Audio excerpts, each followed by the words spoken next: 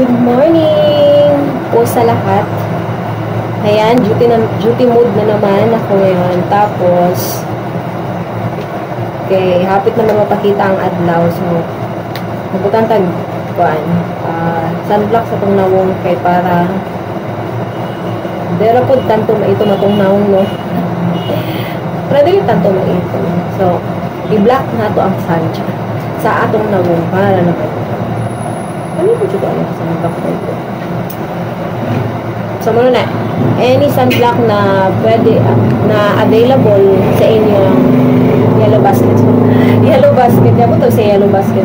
Basta, any available na ito sa inyong gusto nga po. Gamiton, regardless of brand. Basta kay sunblock para mag-block na ito ng sun.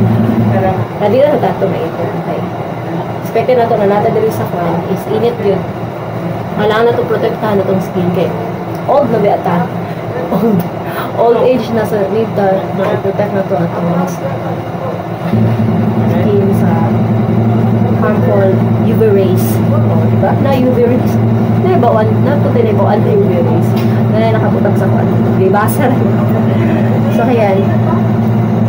Ayan. Tapos kaya na ito kuripot kayo puputang kay mahal kaya sa ito.